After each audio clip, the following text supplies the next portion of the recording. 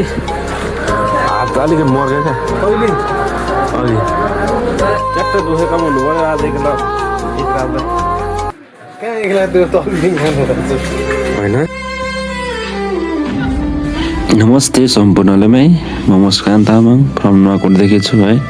हाल चाहिँ कामको सिलसिलामा नयाँ बसपा गङ्गोको म बस्दै आएको छु है। हिजो चाहिँ युट्युब टिकटक र फेसबुकको लागि कन्टेन्ट बनाउँदै गर्दा चाहिँ हात मर्केर चाहिँ मेरो चाहिँ हात अलि अशक्त भएको छ। सो अब काम गरेको छु, काम गर्दैछु। अब काम नगरिकन चाहिँ अब कसैले खाना बस्न दिँदैन है। त्यो तपाईँको बाउले पनि दिँदैन र मेरो बाउले पनि दिँदैन। झन् हामी कामदार भनेको त अर्काको घरमा र परदेशमा है। त्यो भएर आफूले सक्दो चाहिँ काम गर्नुपर्छ है। आफूले जति सक्दो काम गर्नुपर्छ। मैले साउसानुले बस्न दिएन, रेस गर्न दिएन भन्नुभन्दा आफूले जति सक्दो काम गर्नु त्यो नै ठुलो कुरा हुनेछ है।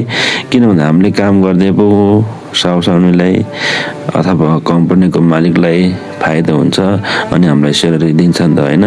त्यही भएर चाहिँ जति सक्दो काम गर्ने है। मैले नै सकेको चाहिँ काम गरिरहेको छु एउटा हातले है। एउटा हातले चल्दैन है। एउटा हातले मैले हरेक कुराहरू तपाईँहरूले देखिसक्नु भएको छ। यो नाटक होइन, यो रियल हो है। मैले योभन्दा अघिल्लो भिडियोहरूमा नि सर्ट भिडियो बनाएर हालेको छु। त्यहाँ भिजिट गरेर हेर्न सक्नुहुन्छ है। हेर्नुहोस् त यही गाह्रो भइरहेछ के गर्नु है।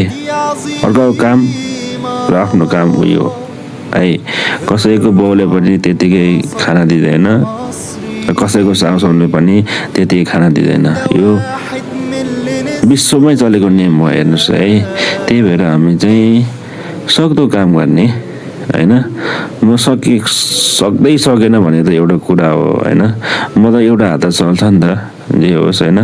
जे पनि एउटा हात चाहिँ चल्दैन होइन। यताउति गर्दै गाह्रो भइरहेको थियो। अब त्यति गर्दाखेरि चाहिँ साउसाउनीको अथवा कम्पनीको मालिकको मन जित्न सक्यो भने हेर्नुहोस् त मैले नसके पनि काम गरिरहेछ नि त होइन। यति गरेपछि त साउसाउनीको मन पनि हलुङ्क भयो नि त।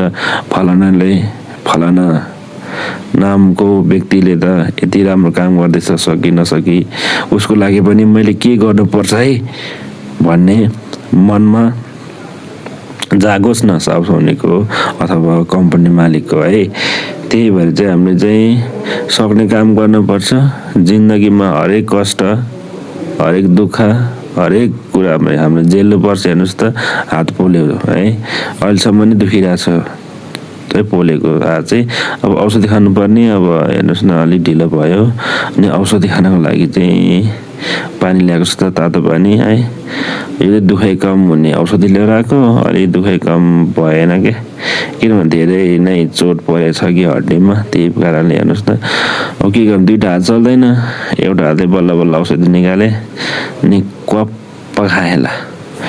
क्वाप्प खाएँ। कति मिठो रहेछ, तितो खालको, टरो खालको है। अब पानी खाएँ पानी।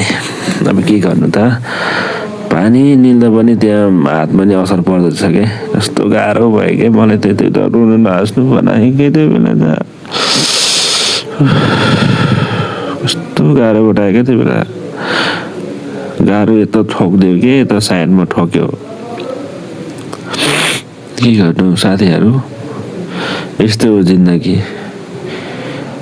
कहिले तल कहिले माथि, कहिले दुःख कहिले सुख भएन भने जिन्दगी जिउनुको मजा कसरी आउँछ त होइन।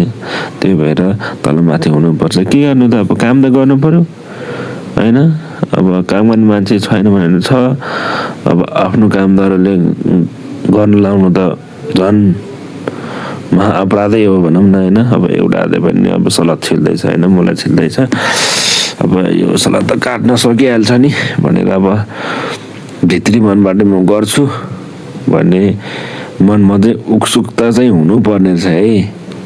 त्यही भएर हेर्नुहोस् त मैले कति राम्रोसँग सलाद काटेँ ल हेर्नुहोस् त। अब त्यस्तै मान्छेले भनौँ भने अब फुर्तिला जस्तो हुन्छ।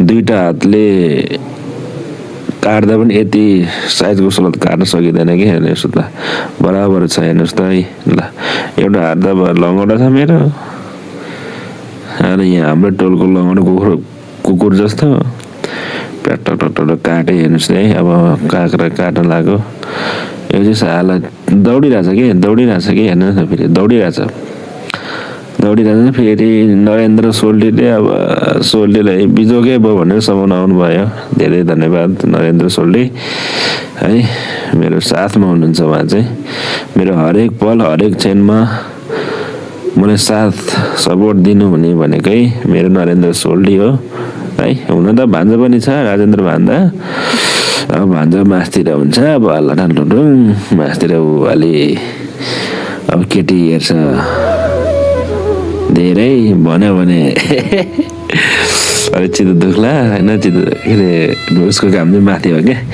इच जोक होइन अब साग पकाल्नु पर्यो भनेर ऊ गर्न लगाएको तपाईँको के भयो भन्दा त्यो सागको मुठा खोल्नै सकेन क्या फर्स्टमा अनि यो चाहिँ अब त्यसको तुन्तुरी काटेर फाले अब के गर्न सक्दैन केलाउन चक्करले ल्याम्मै काटिदिए तुन्तुरी सुन्तुरी काटेर फालिदिए तर डस्टबिनतिर अनि सोलीले चिया बनाउनु है भनेको हात चाहिँ दुखिरहेछ मेरो मर्ने गरे के गर्नु अब के गर्नु त नि गर्नु पर्यो बाध्यता छ बुझेर गर्नुपर्ने छ अर्काको काम गर्छु है भनेर जिम्मेवारी लिएपछि त जिम्मेवारी पुरा त गर्नु पर्यो होइन मेरो लागि आज एक दिनको लागि कोही मान्छे आएर काम गरिदिने सिस्टम छैन विदेशमा जस्तो ओटी चल्ने भए त म पल्लो घरको होइन जहाँको भए पनि अब कामदार बोलाएर आज एक दिनले ल गरिदिनु